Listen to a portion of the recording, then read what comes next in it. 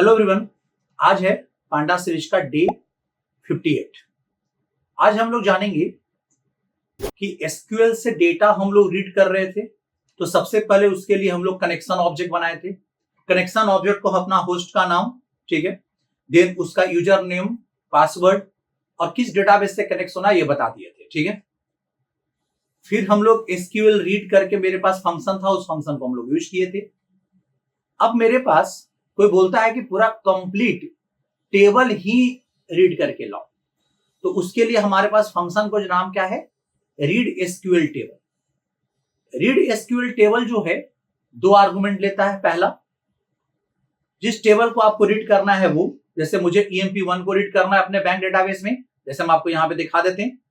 यहां पे देखिए मेरे पास एक डेटाबेस है बैंक, यहाँ पे एसक्यूएल में देख रहे हो, माई एसक्यूएल में, और यहाँ पे आप देखो तो मेरे पास क्या है, एक टेबल भी अवेलेबल है इसके अंदर EMP1 करके, देखो है ना। अभी हम यहाँ पे इस क्यूरी को अगर रन कराते हैं तो आप यहाँ देख सकते हो कि उसका पूरा डेटा मेरे पास आ रहा है। तो पूरा हम क्यूरी नहीं करना चाहते हैं, पूरा टेबल ही डेटा फ्रेम में रखना चाहते हैं, तब इसके लिए हमारे पास एक स्पेशल फंक्शन है जिसका नाम क्या है, रीड एसक्यूएल टेबल। अब रीड एसक्यूएल टेबल, आपको पहला आर्गुमेंट आपको टेबल का नाम लिया, किस टेबल को ही, इंटायर टेबल को ही रीड करना है। तो दूसरा इंजन लेता है। इंजन क्या, engine just like a connection object जैसा ही है। अब ये इंजन बनाते कैसे हैं इसको समझते हैं। देखो, इंजन बनाने के लिए हमारे पास क्रिएट इंजन करके फंक्शन होता है, ठीक है। अब ये क्रिएट इंजन फंक्शन मिलता कहां है, ये मिलेगा आपको एसक्यूएल एल्केमी, आपके पास जो पैकेज होगा इस पे मिलेगा, ये आपको इंस्टॉल करना होगा, ठीक है। तो आपको यहाँ पे ऊपर लिख दिए हैं कि आप अपने जाइए कमांड प्रॉम्प्ट पे pip इंस्टॉल एसक्यूएल एल्केमी करके जो पैकेज है उसको इंस्टॉल कर लीजिए, ठीक है। अब सर पहले वाला कनेक्शन ऑब्जेक्ट क्यों नहीं यूज कर रहे हैं, तो वहां पे आप देखो जब भी हम रन करवा रहे थे तो एक वार्निंग आ रहा था, बोल रहा था कि भाई कि आपके पास जो वर्जन है, इस लेटेस्ट वर्जन में ये वाला पैकेज ज्यादा सुटेबल होता है, वो वाला पैकेज सुटेबल नहीं होता है, ठीक है। तो वार्निंग को हम इग्नोर कर लेते हैं, भाई जब मेरे पास पैकेज अवेलेबल है, इंस्टॉल कर ही सकते हैं तो कर लेते हैं इसको। तो अब हम लोग एसक्यूएल इंजन बनाएंगे। अब इंजन बनाने के लिए हमें पास क्या लिखना पड़ेगा, क्रिएट इंजन। अब ये क्रिएट इंजन फंक्शन है का, ठीक है, ये है एसक्यूएल एल्केमी के अंदर, जिसको हम लोग एक शॉर्ट नाम दिए एसक्यूएल ए। तो आपको यहाँ पे लिखना पड़ेगा, यहाँ पे ऐसे एसक्यूएल ए, जैसे हम लोग पांडा से क्या देते हैं, यहाँ पे इंपोर्ट पांडा एसपीडी लिखते हैं, यहाँ पे भी वही कर लेंगे, एसक्यूएल ए डॉट क्रिएट इंजन। अब यहाँ पे देखो, यहाँ पे क्या क्या आर्गुमेंट दिए, माई एसक्यूएल दिए, डेटाबेस का टाइप, ये आपके पास डेटाबेस का ड्राइवर है, मेरा ड्राइवर हो गया, क्योंकि हर एक अलग अलग डेटाबेस का अलग अलग ड्राइवर होता है, ठीक है, तो ये ड्राइवर देना पड़ेगा। देन यहाँ पे रूट उसका क्या है, यूजर, यहाँ पे उसका माई पेरेंट्स क्या है, पासवर्ड है @लोकल होस्ट, मतलब होस्ट का नाम है, और उस होस्ट पे कौन सा डेटाबेस है, बैंक डेटाबेस है। हम यहाँ पे डिस्क्राइब भी करते हैं कौन आर्गुमेंट का क्या नाम है और किस तरीका से हम लोग इसको देते हैं। देखो यहाँ पे, तो यहाँ पे क्या है मेरे पास, माई एसक्यूएल, यहाँ पे डेटाबेस का टाइप यहाँ पे दिया हुआ है, मतलब my SQL is the database type, pi my SQL is the driver, root, ये भी याद कीजिएगा आपके पास पाई माई एसक्यूएल इंस्टॉल होना चाहिए वो पैकेज, अगर वो पैकेज नहीं इंस्टॉल होगा तो नहीं काम होगा। ऐसा नहीं कि बस एसक्यूएल एल्केमी को इंस्टॉल कर लिए और वो इंस्टॉल नहीं किया तो काम आपका हो जाएगा, ऐसा नहीं है, आपको इंस्टॉल करना पड़ेगा वो भी, क्लियर है। तो यहाँ पे आपको ड्राइवर है वो रखना पड़ेगा, रूट है, रूट का मतलब हुआ user name, by default user name, अपना भी यूजर नेम बना सकते हो, ठीक है। अब यहाँ पे माई पेरेंट्स उसका पासवर्ड है, local host, my SQL same computer पर चल रहा है, दैट मींस लोकल होस्ट ये डिसाइड करता है, बैंक डेटाबेस का नाम है, ठीक है। अभी देखो, तो अब हम यहाँ पे ये क्या कर लेते हैं कि हम यहाँ पे इसको अपनी आईडी पे रख लेते हैं। देखो यहाँ पे तो इंपोर्ट कर लिया, यहाँ पे हम एक पांडाज को भी इंपोर्ट कर लेंगे, इंपोर्ट पांडाज एज पीटी, ठीक है, कर लिए, क्योंकि मुझे डेटा फ्रेम क्रिएट करना है। चलो इतना तक हो जाने के बाद ये सारा चीज सही है, मेरे पास सब चीज है, ड्राइवर भी मेरे पास इंस्टॉल है, सारा चीज है मेरे पास, यूजर भी मेरे डेटाबेस के अंदर में, रूट है, देखो हम यहाँ पे रूट से ही लॉग इन किए हुए हैं, ठीक है, तो आपको यहाँ पे पता चल रहा होगा। अभी देखो रूट के अंदर में ही देखो ये बैंक डेटाबेस है, यहाँ पे देख सकते हो, यहाँ पे रूट के अंदर में ही हमारे पास क्या है, बैंक डेटाबेस है ना। तो इसके अंदर में भी सही है, वहां बैंक डेटाबेस में अंदर टेबल भी EMP1 है। हम पूरा इंटायर EMP1 टेबल को हम एक बार में ही रीड करना चाहते हैं, क्यूरी करके नहीं करना चाहते। चलो ये कैसे करेंगे, कैसे, देखो यहाँ पे, तो अब आ जाओ यहाँ पे, आ गया यहाँ पे। अभी मेरे पास टेबल रीड करने का जो फंक्शन है, वो फंक्शन का नाम है रीड एसक्यूएल टेबल। देखो यहाँ पे रीड एसक्यूएल टेबल करके मेरे पास क्या है, फंक्शन का नाम है, ठीक है। तो हम उस टेबल का डेटा को रीड करेंगे और यहाँ पे हम डेटा फ्रेम में अपना क्या कर देंगे, पुट कर देंगे। देखो यहाँ पे हम ले आए, देखो यहाँ पे, तो यहाँ लिखे df equal to pd dot read SQL table, किस टेबल को रीड करना है, EMP1 को। इंजन यहां पास कर, इंजन को सारा चीज मालूम है, कौन सा डेटाबेस से लाना है, उस डेटाबेस का ड्राइवर भी बता दिए है, उस डेटाबेस में कौन सा यूजर से कनेक्ट होना है, उसका पासवर्ड क्या है वो भी बता दिए हैं, डेटाबेस है कहां, लोकल होस्ट पे है, और वो जो टेबल है EMP1 वो किस डेटाबेस के अंदर है, तो EMP1 डेटाबेस के अंदर है। क्लियर है। अब यहाँ पे भी हम कर दिए, प्रिंट हम यहाँ करा लेते हैं किसको, DF1 को। क्लियर है। तो हम यहाँ पे DF1 को यहाँ पे क्या करवा लिए, प्रिंट कर देखते हैं पूरा के पूरा टेबल मेरे पास रीड होके आ रहा है कि नहीं आ रहा है। ठीक है, देखो यहाँ पे मेरे पास DF1 is not defined. Okay, हम प्रिंट करा लिए DF1 को, और जबकि मेरे पास डेटा फ्रेम का नाम क्या है, DF है। चलो अभी देखो, यहाँ पे देखो पूरा के पूरा टेबल है, यहाँ पे देख रहे हो इंटायर टेबल जो मेरा SQL में आपको दिख रहा होगा। देखो पहला 102 एम्प्लॉय ID विशाल है, पूरा पूरा डेटा यहाँ पे आ रहा है ना, यहाँ पे देखो 102 विशाल है ना। तो हम क्यूरी नहीं कर रहे, हम पूरा के पूरा टेबल को ही लेकर आ जा रहे हैं। ठीक है, कहां, अपने डेटा फ्रेम में। तो पूरा डेटा फ्रेम में एक टेबल कैसे रीड करती हैं ये अभी आपको पता चल रहा होगा। ठीक है, क्लियर है। अभी देखो, अब मान लो सपोज करो कि तुम्हारे टेबल में, बात समझो यहाँ पे, आपके टेबल में बहुत सारा रिकॉर्ड है। ठीक है, 1 लाख रिकॉर्ड है। अब हमको उसको एक बार में सारा डेटा फ्रेम में तो ला नहीं सकते, ले भी आएंगे तो बिना मतलब का मेमोरी वेस्ट होगा, आपको प्रोसेसिंग करना एक करके ही ना। तो आपको जब हम CSV फाइल से डेटा रीड करना बता रहे थे डेटा फ्रेम में, तो उसमें हम बताए थे चंक ऑपरेशन। ठीक है, कि हम छोटे छोटे पार्ट में चंक्स बना लेंगे और देन हर एक चंक्स को हम प्रोसेस करेंगे।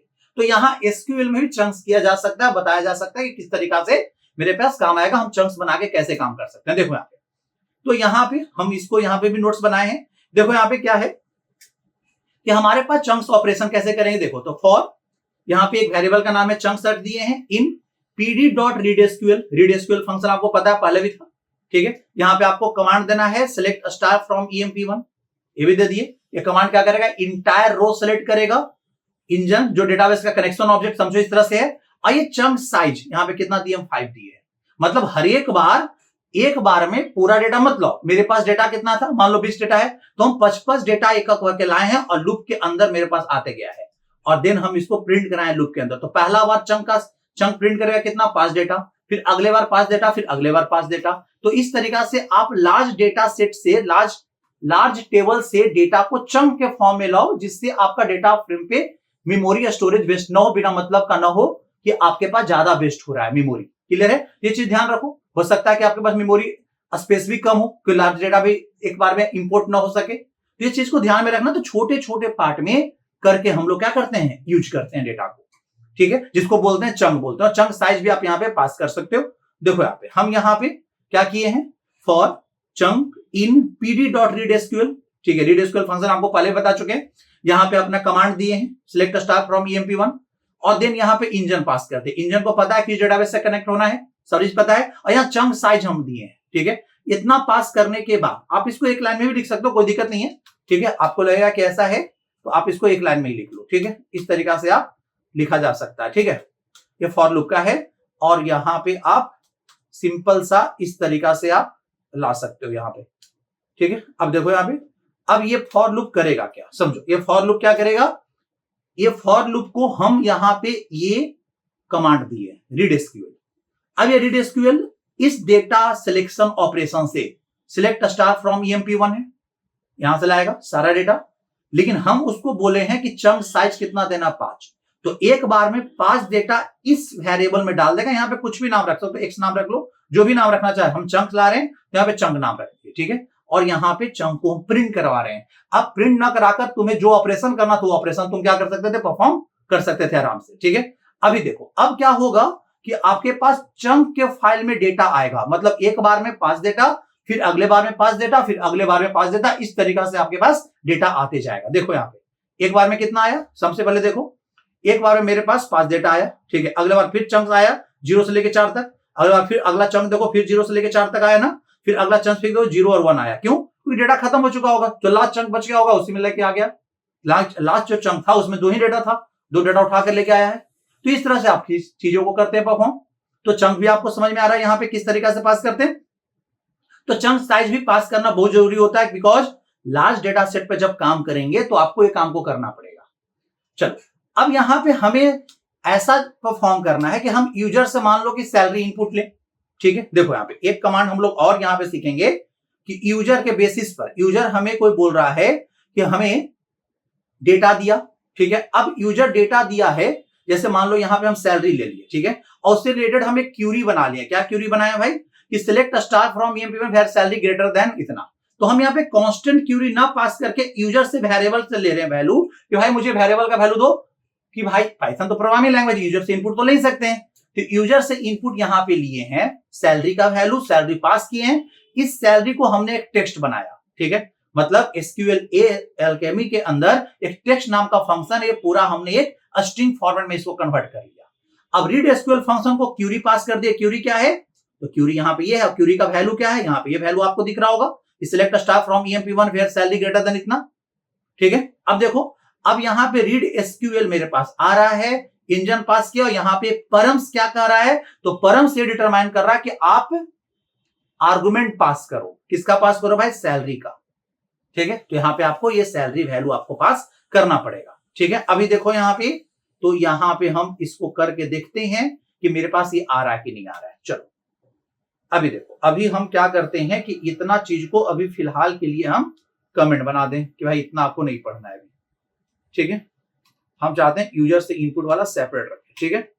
चलिए अभी यहाँ पे सैलरी इनपुट ले रहे हैं हम आराम से, EMP1 सैलरी फील्ड पे लगा दिए। यहाँ पे आप देखो, तो हम यहाँ पे क्यूरी एक क्रिएट किए हैं स्ट्रिंग फॉरवर्ड में, वो क्यूरी क्रिएट करने के लिए टेक्स्ट था यहाँ पे। अब यहाँ पे select star from EMP1 where salary greater than, यहाँ पे कोलन देके यहाँ पे वो वेरिएबल का नाम देना है। कौन वेरिएबल, जिसमें आपने इनपुट लिया है सैलरी, तो जो इनपुट दोगे उसके हिसाब से ये आपको आउटपुट दे देगा कंडीशन के मैच करा के, ठीक है। जैसे आपको आप सिटी में मैच करा सकते थे, सिटी जिसका पटना इनपुट करोगे तो पटना वाला रिकॉर्ड आपके पास डेटा फ्रेम में आ जाता। तो डायनेमिकली डेटा कैसे रीड करते हैं, ठीक है, उसके हिसाब से हम आपको बताए कि रन करे, यूजर इनपुट करे भाई अपना सैलरी, कितना सैलरी ग्रेटर देन कितना सैलरी चाहिए बताओ, तो बोल दिया 60,000। तो 60,000 से वाला 60,000 से जितना भी सैलरी इंप्लॉय जिसको ज्यादा मिल रहा है वो रिकॉर्ड उठ के आ जाएगा, क्योंकि कंडीशन क्या लगा हुआ है, ग्रेटर देन। तो डायनेमिकली यूजर इनपुट करके अगर आप कोई परफॉर्म करना चाह रहे हैं क्यूरी ना, तो आप एक क्यूरी को परफॉर्म कर सकते हैं। और यहाँ पे देखो, हम यहाँ पे प्रिंट करा रहे हैं किसको, डेटा फ्रेम को। देखो यहाँ पे आप ये देख सकते हो किस तरीके से मेरे पास आ रहा है। अब देखो, सबसे पहले हमने सैलरी मांग दिया ना, अब यहाँ पे सैलरी हमने दिया 60,000, ठीक है। तो अब जिसका जिसका रिकॉर्ड क्यूरी में क्या लिखा हुआ, टेक्स्ट में क्या लिखा हुआ है, select star from EMP1 where salary greater than 60,000, और 60,000 किसका वैल्यू है, जो सैलरी में जो वैल्यू देंगे, जो वेरिएबल में वैल्यू दे रहे हैं उसका है, ठीक है। देखो तो यहाँ पे आ गया ना। अब देखो तो यहाँ पे कोई भी जो रिकॉर्ड आया है वो क्या आया है, जिसका सैलरी 60,000 से क्या है, ज्यादा है, वो वाला रिकॉर्ड आया ना। अभी देखो यहाँ पे हम लिखते हैं कि क्यूरी देते हैं भाई कि हमें वो रिकॉर्ड चाहिए जिसका सैलरी जो है 80,000 से ज्यादा है, ठीक है, 80,000 से ज्यादा। देखो मात्र एक रिकॉर्ड आया है उठकर, देख रहे हो। तो डायनेमिकली अब आपका डेटा फ्रेम में डेटा आ रहा है SQL से, हम सब डेटा नहीं ला रहे, जो इनपुट कर रहे हैं सैलरी उस बेसिस पे आ रहा है, ठीक है। तो आपको ये भी समझ में आ रहा हो कि डायनेमिकली कैसे रिकॉर्ड को रीड करते हैं। तो अब आपको इतना क्लियर हो रहा होगा कि हम लोग SQL से कैसे क्यूरी रीड करते हैं, कैसे टेबल रीड करते हैं, क्लियर है। ये सारा चीज हम आपको कर दिए। आपको याद होना चाहिए कि आपको सबसे पहले, आपको अगर इस SQL केमी को यूज करोगे तो ये आपको कमांड प्रॉम्प्ट में जाकर आपको क्या करना होगा, डाउनलोड करना होगा। CMD में जाइए और इसको डाउनलोड कीजिए, तब जाकर आपका काम हो पाएगा, नहीं तो काम नहीं हो पाएगा। तो आपको सबसे पहले ये आपको pip इंस्टॉल ये करना पड़ेगा। देखिए यहाँ पे हम करके आपको दिखा देते हैं। यहाँ पे देखो, यहाँ पे आ गया, देखो आ रहा है। अब देखो रिक्वायरमेंट ऑलरेडी सर्टिफाइड, मेरे में ऑलरेडी क्या है, इंस्टॉल है, ठीक है। ये करने के बाद आप ये सारा कोड को करो तो आपको बहुत अच्छे से पता चल गया होगा कि किस तरीका से हम लोग SQL से कनेक्शन करते हैं पांडास को, SQL का टेबल को हम लोग किस तरीका से रीड करके लाते हैं अपने डेटा फ्रेम में, और यहाँ पे सारा काम करेंगे एनालिसिस वाला, अगर मेरा पांडास काफी अच्छा है तो। अब आपको नेक्स्ट क्लास में हम क्या बताएंगे कि भाई SQL का डेटा हमने तो रीड करके ले आया, जो भी हमें एनालिसिस का काम करना था वो भी कर दिए, अब इसको ट्रांसफर बैक कैसे करें SQL में, ठीक है। हम चाहते हैं कि जो डेटा फ्रेम में एनालिसिस करके जो डेटा रखे हैं वो फिर से वापस SQL में चला जाए एक टेबल के फॉर्म में। तो अगले क्लास में बने रहिएगा, आपको बताएंगे कि किस तरीका से आपको डेटा राइट करना है SQL में। अभी तो रीड करना बताया ना, अब हम आपको बताएंगे राइट करना, ठीक है। तो मिलते हैं नेक्स्ट क्लास में।